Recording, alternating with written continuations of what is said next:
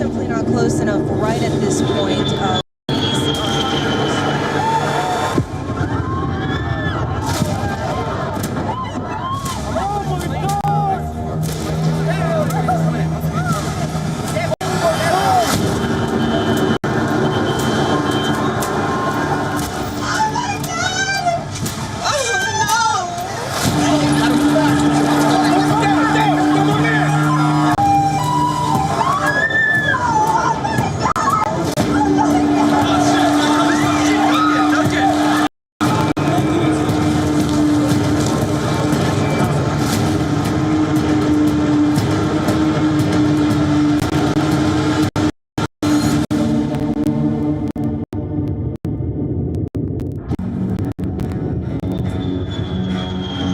Terror attack on the World Trade Center Twin Towers on the 11th of September 2001, commonly known as 9/11, was the deadliest attack on U.S. in American history.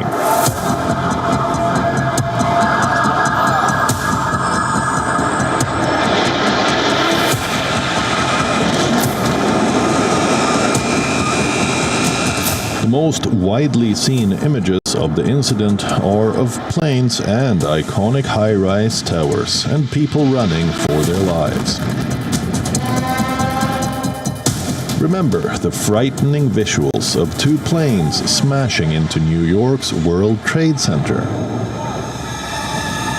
Nearly 3,000 American citizens were killed. More than 6,000 were injured.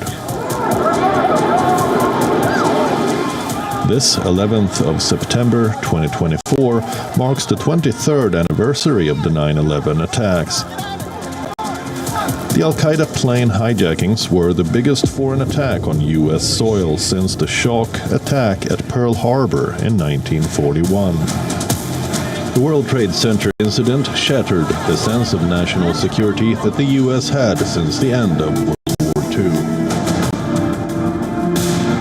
We revisit the fateful morning of 9/11 and look at the happenings that unfolded that day. What were the targets? Who were the attackers? How did the U.S. respond? What about the men accused of the conspiracy? And why is the case still in limbo? All these and more on this week of We on Wide Angle.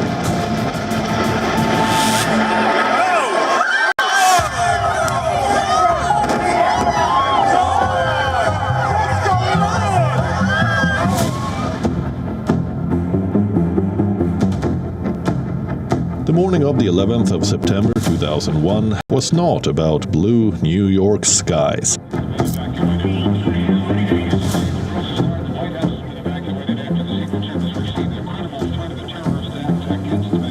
But about black ash, fire, and death.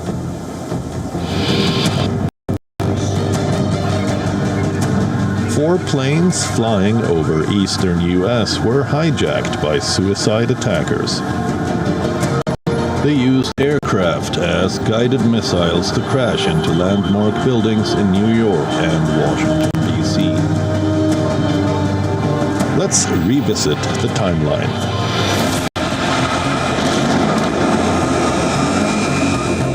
The first strike happened when an American Airlines Boeing 767 with 92 people on board, including 5 hijackers, smashed into the North Tower of the World Trade Center.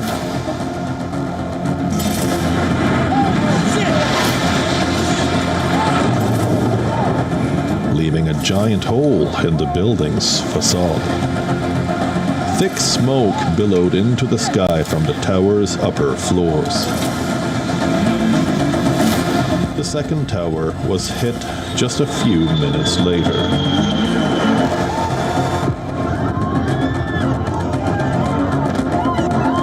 A United Airlines Boeing 767 making a Boston-Los Angeles connection with 65 people on board, including 5 hijackers, at the South Tower of the World Trade Center, sparking a massive explosion.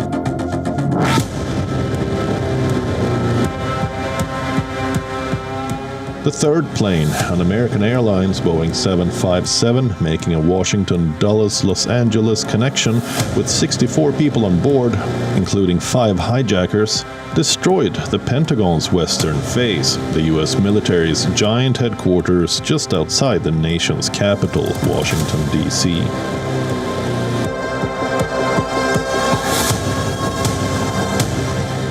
The fourth strike happened when a United Airlines Boeing 757 traveling from Newark to San Francisco with 44 people on board, including 4 hijackers, crashed into a field in Pennsylvania.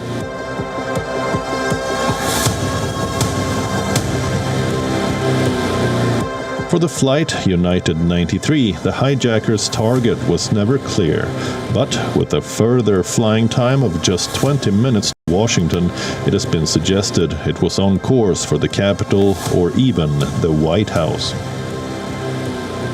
What is known, however, is that some of the passengers who had learned of twin tragedies in New York on their mobile phones overpowered the hijackers.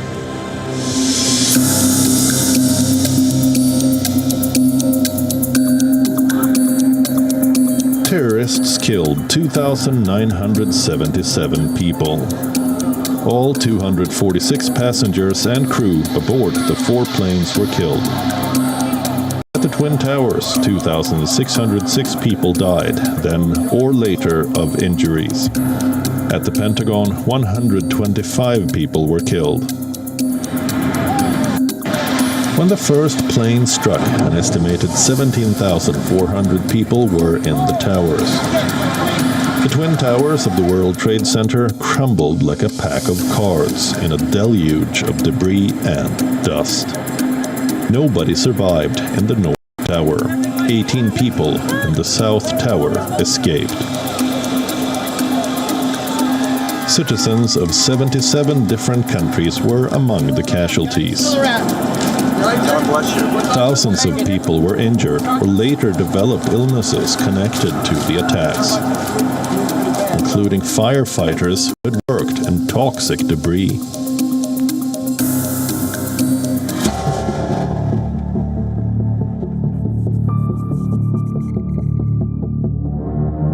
On the 48th story of a new office building, Bruno Dellinger looks down on what might have been his tomb. Site of the fallen World Trade Center in Lower Manhattan. Dellinger was working in Tower 1 on the morning of September 11th, 2001.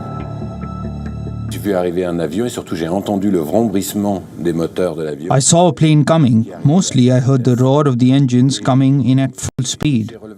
I raised my head and right at that moment, the plane hit Tower 1 with an astounding force. Then the building started to shake. Dellinger made it out using an emergency staircase just in time. Jack Grandcola's pregnant wife, Lauren Grandcolas, was on Flight 93, which crashed in a field after it was hijacked.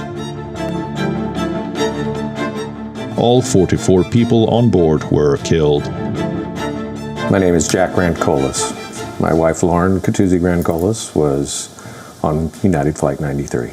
This anniversary is big because it's 20 years. But every year it's a gut punch. There's no question. It's, we'll live with the scars the rest of our lives. Jack Grandcolas said he tried going to the annual memorial ceremony in Pennsylvania for the first 2 years, but found the experience overwhelming. Instead, he would now go for a walk on the beach, which his wife loved.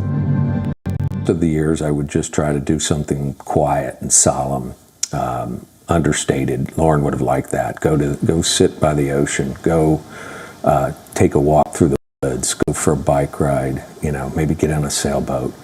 And then I would end the day by going down to her Lauren place in 4th Street and leave some flowers and note and read the notes and the flowers that other people had left in her memory. And I think that tranquility helped me get through that mounting pressure and anxiety of what they call an anniversary. To ease the pain of losing loved ones, many families donated belongings of victims to the 9/11 Memorial and Museum, located in the World Trade Center complex in New York City. Thousands of such personal artifacts tell the story of those who lost their lives. So we have a gravesite for her. We don't have a gravesite for Sean. Artifacts become very important. And artifacts are the facts that someone lived. They are the facts that you can touch. And for Sean, he had many sides to him. He was a great chef, but he was also a weekend carpenter.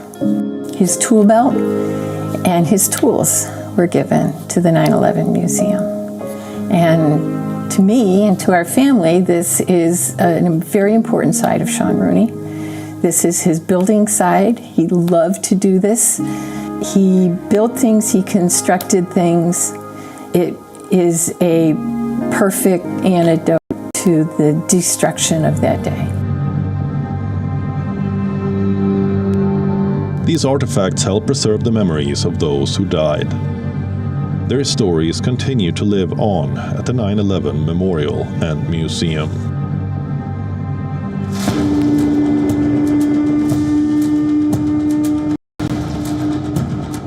An Islamist extremist network called Al-Qaeda planned the attacks from Afghanistan, led by Osama bin Laden. Al-Qaeda blamed the US and its allies for conflicts in the Muslim world. 19 people carried out the hijackings, working in 3 teams of 5 and 1 of 4. Some of them had lived in the United States for more than a year and had taken flying lessons at American commercial flight schools. 4 were trained pilots. Each was accompanied by 3 to 5 muscle hijackers who overwhelmed passengers and crew while they took control of their respective aircraft. The group, which came from Saudi Arabia, the United Arab Emirates, Lebanon, and Egypt, was chosen by Al-Qaeda leaders in Afghanistan in 2000.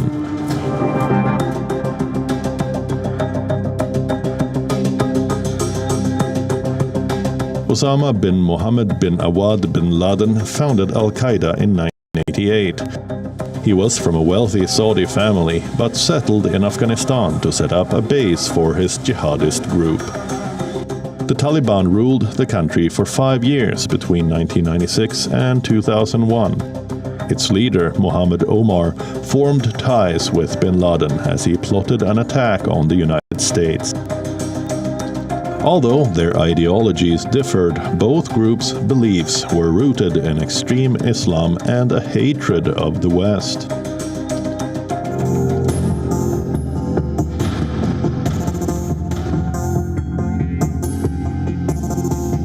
On the 2nd of May 2011, almost 10 years after the 9/11 terror attacks, America avenged its citizens by neutralizing the world's most wanted terrorist, Osama bin Laden.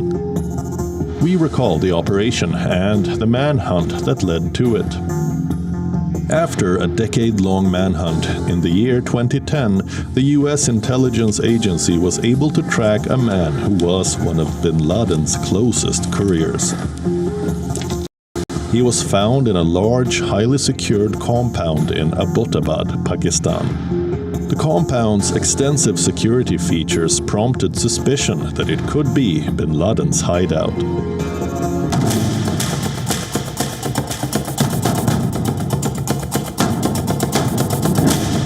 The then US President Barack Obama authorized a small special operations team known as SEAL Team 6 to carry out the Abbottabad raid. The team began their 1-month-long training on a replica of the compound, and on May 2nd, 2011, 2 stealth Black Hawk helicopters carrying 25 Navy SEALs took off from Afghanistan and reached the Abbottabad hideout. Enabled with stealth technology, these helicopters avoided any kind of detection in the airspace around the operation area. The US SEALs breached the outer walls of the compound and fought their way through the ground floor. After killing Osama's closest aide, the team moved to the third floor to zero in on the target. Osama bin Laden was located and shot in the head above the left eye. The entire operation was completed in 40 minutes with no American casualties. SEAL Team 6 also destroyed the chopper that crashed. It flew back with the world's deadliest man in a body bag. Good evening. Tonight, I can report to the American people and to the world that the United States has conducted an operation that killed Osama bin Laden, the leader of Al-Qaeda, and a terrorist who's responsible for the murder of thousands of innocent men, women, and children. It was nearly 10 years ago that a bright September day was darkened by the worst attack on the American people in our history. The images of 9/11 are seared into our national memory.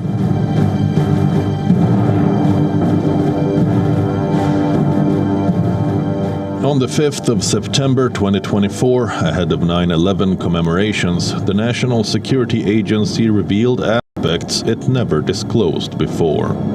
It opened up about its role in helping the US government track down Osama bin Laden, the Al-Qaeda founder and terrorist.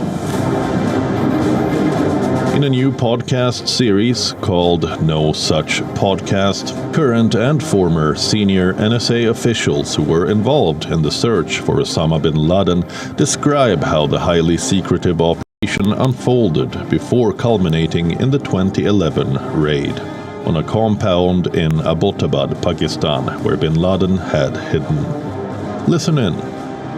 Let's start with that. Al-Qaeda communications. How do we discover and disrupt terrorist plots, targeting the U.S. or elsewhere? So we had leads. We could get leads from, let's say, materials that the 9/11 hijackers had used, that FBI had. We could get leads from other agencies and so on. And we recognized that this was such a complex problem that we weren't going to be able to do it by ourselves. And Intel is like building a jigsaw puzzle, certainly, but it's a jigsaw puzzle with a twist. And what I mean by that, this particular jigsaw puzzle, you may have a few pieces on the table in front of you. You may have some on the carpet. The dog's eating some. Some are on the other side of the street. Some are on the other side of town. Some are at the bottom of the ocean. Some don't exist. Your job as an Intel analyst is to find as many of those pieces as you can, by whatever methodology you can, working with partners or others. And then you've got to put together those pieces without a box top telling you how they go together. So it's a mosaic of different data pieces being pulled together to present the likelihood that bin Laden could very well be in that compound. And we didn't know for 100% certainty until actually the raid took place. It has been revealed that on the day U.S. military forces raided the hideout complex in Abbottabad, only around 50 people of the tens of thousands of NSA employees knew of the plan to find then the world's most wanted man.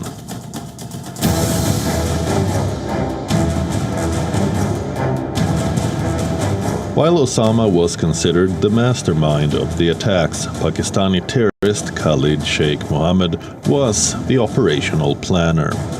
Mohammed came up with the calculated innovation of using hijacked planes to attack the United States. And Al-Qaeda provided the personnel, money, and logistical support to execute the operation. Regarded as one of Al-Qaeda chief Osama bin Laden's most trusted and intelligent lieutenants, Khalid Sheikh Mohammed had dedicated his life to plotting against the West. Mohammed, also known by his initials KSM, was captured in Pakistan in March 2003. He then spent 3 years in secret CIA prisons before arriving in 2006 at the U.S. Navy base in Guantanamo Bay, Cuba. Now around 60 years old, the trained engineer was involved in a string of major plots against the United States, where he attended university. 9/11 remains his biggest and deadliest operation to date.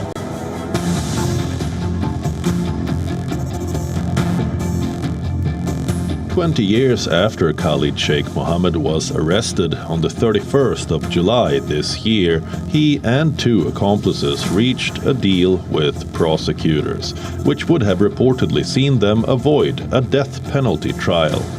Such a proposal was detailed by prosecutors in a letter last year, but divided the families of people killed in the 9/11 attacks, with some still wanting the defendants to face the gallows.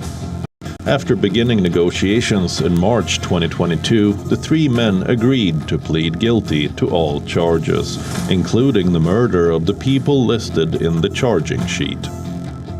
But 2 days later, Pentagon Chief Lloyd Austin revoked plea deals with three suspects. This is what Lloyd Austin said in a memorandum addressed to Susan Escalier, who oversees the Pentagon's Guantanamo War Court. I have determined that in light of the significance of the decision to enter into pretrial agreements with the accused, responsibility for such a decision should rest with me. I hereby withdraw from the three pretrial agreements that you signed on July 31st, 2024 in the above-referenced case. That's not all. Austin overruled and removed the military judge who oversaw the deal. The government faced the difficult challenge of advancing a case that had stalled over the 2 decades since Mohammed's capture in Pakistan in 2003. The military trial against Mohammed and his alleged co-conspirators was delayed for years, as the US tried to determine how to handle the issue of torture used against Mohammed and others in secret CIA prisons. The issue posed a legal problem for prosecutors about whether evidence obtained through torture was admissible in court. The trial was set to begin in January 2021. But delays brought about by the resignation of 2 judges and the coronavirus pandemic pushed the date back again. The Biden administration has made it a priority to close the Guantanamo Bay detention facility in Cuba, where the defendants are currently held, repatriating several detainees who were no longer considered significant threats to national security, but dozens detainees, like Mohammed, remain in the facility.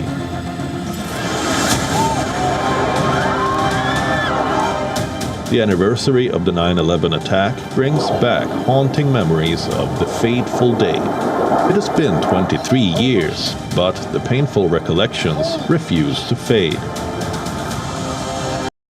In many ways, 9/11 reshaped how Americans begin to think of terror, war, and national security. However, the threat of terrorism still looms large, not just in the US, but across the world. The ultimate goal of national powers to eliminate terrorism remains an unresolved quest.